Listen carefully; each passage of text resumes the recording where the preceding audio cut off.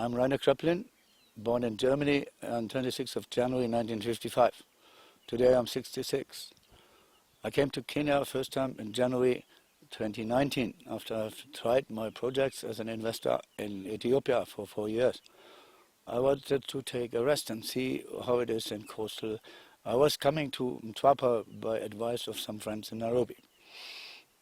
Then I was first in a hotel in Mtwapa, enjoying beach life a bit. The first hotel was not to my liking, so I moved up to Umaya. North of that hotel, I was first near Paris Beach. In that Christian hotel, I was the only guest and treated nicely by staff. I loved it, but then I needed some fresh beer as a German. So went to Samala Hotel next by and met a waiter by the name of Masi, or Jumbo Ochieng. Now we were mingling a bit and she invited me for dancing in Danka Club.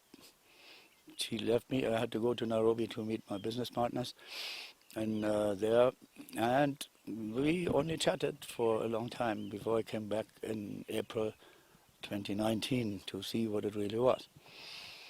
But we came along very nicely because prepared by chatting on WhatsApp, we know each other quite well. She suggested to go for a weekend to Malindi. We set out to be spending a nice weekend, and I found a sign which says property to sell, a house to sell. In 2019, and we stayed for 1 week together, Masi and I, in that house, approved it, and I was going to invest in it. Came back October 2019 to do the purchasing final. Now I'm a registered investor, as I own this house and leasehold, but it's a secure title, so I was very fine that I'm now a holder of this leasehold for 88 years. This is probably a bit more than my life expectation to come. So in that house we were always together, Masi and myself, and the development of our relationship was such that I saw her as a fiancée. I visited the family, all the family in Zaria, as she was Luo, and there we met the family. I met brothers and sisters and mother and father. Helped them out with giving money for a new house for brother George, and gave livestock to the family for giving them better life base. I bought a tank so that they did not take water from the borehole direct anymore, but could capture in a tank and easily improve their lives. So I was last time in Kenya, needed to go back to Germany on February 29 in 2020, after we had spent a week in Zanzibar for her Valentine's present. Then, unfortunately, COVID came and locked down airports, so I had to stay outside for a long time. We were in daily chats, and I was very trustful and faithful that she would be on my side. So I came back on the 29th of November, and we set out to live in Malindi again. Usually in the morning I went for coffees in Osteria and came back later, and then we had breakfast together because we used to sleep a bit longer. We saw a few security issues in that compound of Harbour Quay cottages. And as I was appointed deputy director of that limited company, I cared. I sneaked out and found out the loopholes. Although there was security 24/7, my bicycle was stolen around the 4th of December. On December 6th, then I asked her, "Hey, did you see the bicycle was taken?" "Oh," she said, "I knew." I said, "What?" And it made a bit of a discussion about trusting when she doesn't tell me. She told me, yeah, she was following up herself to the village and so. But the bicycle was stolen. We reported to the security company. Then on December 10, my usual procedure, going to the coffee, came back at around 10:30 and found the house empty but locked as usual. All clothes there, everything in the house, shoes, makeup and so, but Masi gone. I thought, hey, she's over for the beach walk. She will come. At about after lunchtime, about 1 o'clock p.m., I said, there is something wrong. She did not show up. So I talked to my friends in the compound, a good friend of hers, Stella, and asked, hey, did you see where she is? And so She was gone for not seen even. Nobody of security saw her going. So I said, okay, well, too early for a missing person report. As usually they say, wait. So I waited. Next day, on the Friday 11th, went to the local police station in Malindi, which is responsible, as I thought, and found that it's nice that there is the German flag as the color of the Kenyan police. Black, red, yellow. Felt very secure and talked to the people there, made a missing person report first. After some typical paperwork done, the two officers came with me to the house and wanted to see the scene, if I was lying or what. So they saw everything there. And suddenly somebody said, hey, what about the suitcase on the bed? I said, oh, this is just my suitcase. Pulled it out and saw, whoops, it was broken in two. My backpack, which was in there in locked state, was open, and the two envelopes with 20,000 euros each taken. The money to be paid for the house, and the contract to be signed on the 14th December, Monday, in that notary office we had appointed locally in Malindi. So I can only say she took 100% cash instead of 50% real estate to own. And she left me and is not seen since December 10th, 8:45 a.m. Last time online on WhatsApp. She took only 2 phones and all the clothes she had wearing. And that's it. Last time seen there. The security company had no clue. They didn't see her. She was obviously going out the security loopholes in Coral Key, which is nearby. So I then continued to make another report, as they said I needed to change the missing person into a crime case of theft. Police took all efforts. I gave all incidents, everything I had in data, I gave them. And now, after those months, I'm in despair. There is no sign of life. I went to the family myself, talked to father and mother. They even know nothing themselves. She never contacted. She was always in good terms with her sister, Angelina. Now we found that Angelina was arrested and taken to the police to be interrogated. Yet the police tells me they took Luisa for arrest, who is the mastermind of this plot. Luisa was the leader of the gang in Tapa, and I know that she was always hanging around with Luisa. We have video evidence that they mingle, and the landlord in Tapa even says every time she was picked up by... Now we are in March, and I have no sign of life of Mercy, that she is still there, and no sign at all, and the money gone. And was security holds in Harbour Key Cottage Limited, and nobody saw her going. So I'm very concerned. The police promises to take her first by Christmas we have, then New Year's we have. No, they don't have no idea. And as they requested to pay extra money to make the operations more efficient, and they follow up with Safaricom and phone data, well, they are not making progress. And they say they, even 3 weeks ago, we arrested Luisa. Yeah, it was not done. It was a lie. Well, who they arrested was Angelina, by name, her elder sister in Tapa. She's mother of 2 children. I was shocked that the mother of 2 children is taken to be arrested. And since February 20, I have no sign of her either. People tell me she was arrested, but the phone still held in the police. So by what legal terms can you do that? I'm not sure. She is innocent, I know. And I've known Angelina, her sister, since the beginning.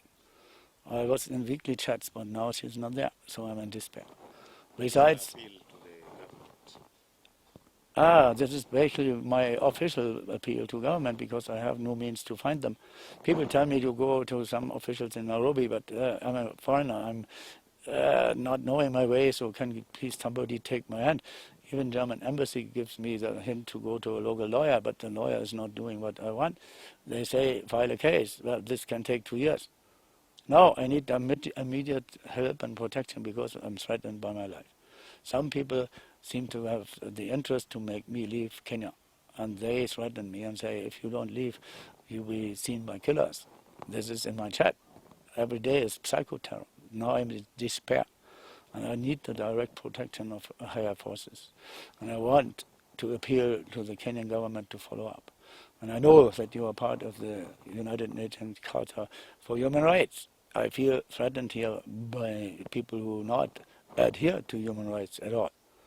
So give me a hint what to do. First, I need for my peace of mind whereabouts of Masi, who was my fiancée, and I trusted her and I loved her.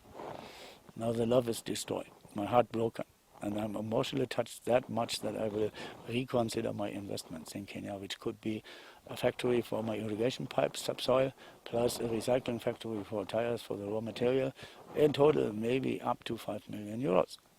I will find those investors. This is not a problem. Money is searching investments anytime. And I have the means to do it because I'm not liquid, I'm fluent in English. I talk better English than my mother tongue German now. Well, it seems to be a standard case that people are robbed. And we even made jokes of the case which was in the press in 2019. A married couple where the black lady killed her husband, and they found the remains in a septic tank. Was in the press, and we made jokes about it, and I told Mercy, because I'm pretty much old compared to her age, so when will you put me in a septic tank? And she said jokingly, never. I'll be committing to the end of your life. I said, better not, because hey, I'm 66 and yes, I was 65. I said 10 years maybe, and then you may go. And I was committed for her to improve her life such that she could be independent and walk anytime when she wanted. Well, we set out that she had a high school degree and I paid for her certificate so that she could start studies at the university. It should have started on January, and what the topic was, it was agriculture. So it would match that her capabilities would be useful for my activities in investment, irrigation. And there is other cases, not only that PR case, just recently it was Kisumu. And there was a German who was married also here in business to a local person, and then he was taken to prison, and they repossessed the whole house of theirs into the hand of a black lady. And now he's in despair, sitting alone. Yeah, the guy is even older than me, he's a German. I talked to him 2 weeks ago. So I'm not the only one. I know who owns Samala Hotel. This is Mr. Governor Sonko. He was bailed out 2 weeks ago for the paying of 2 million shillings. She broke my heart. I was committed to the whole family, and now she everybody agrees you can only kill the dog. It cannot be re-educated. What she did, in fact, she spoiled her own life, because you took over from a waiter position at Sonko's Hotel, as he did not pay the monthly of 10,000 even. I doubled it and always paid on time. You hate or you love, and you decide. I decided for love, she decided for hate. Sorry to say that. And I was 24 years at Intel Corporation in marketing, and I introduced technologies like Bluetooth, HDMI, and so on, to be working for them for 24 years of my life. I found a blue book which has but Ethernet specification. 30% by Intel is not doing a good PR job for being acknowledged for what they do, and did. USB is on every phone. Take a sip. Take a sip. Bluetooth is actually the English translation of Blood Hand, a Danish king 13th technology by Ericsson, who made the base technology in Sweden, and that's why it is Bluetooth today. Blood Hand. I made a promotional effort with T-shirts. I ironed to your phone, and the car is there as a standard. Intel sets standard for the industry. PCI, HDMI. Upstairs. Should I come with my mask? I guess so, yeah. So that it's cutting over to the set there. But I know what that is, my friend. I've been there. I've seen these studios before.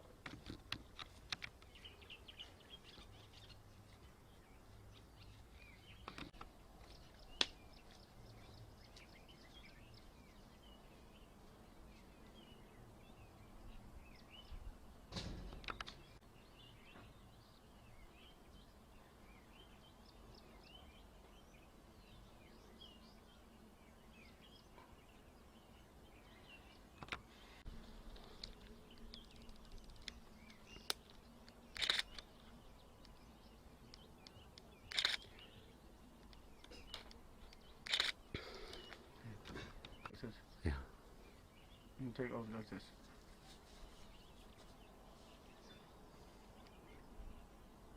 served by a waiter named Masi Adiomo Ocheng. And she was nice, and we talked a bit, and after the second or third year time I was there, she asked me if I was at age 14, so I agreed to go with her to the Danka Club in Tapa, and we had a nice time. I found she had an old phone being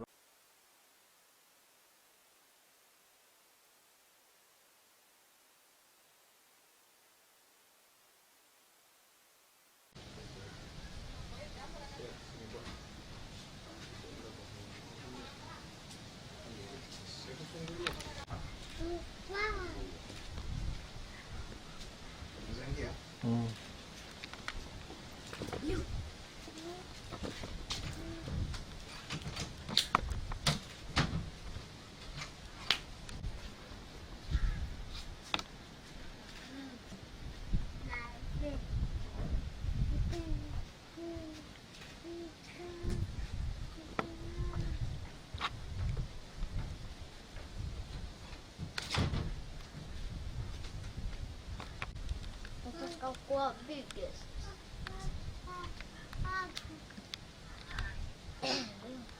Awesome. Uko na baiskeli? Kaka. Anasema vitu zenye zimepotea.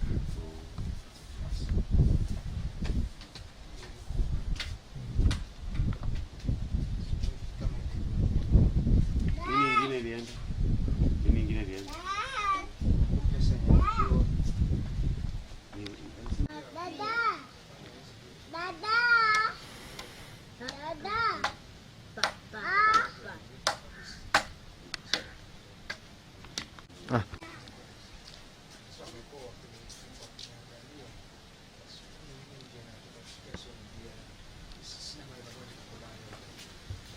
Mchukua mtoto msikae.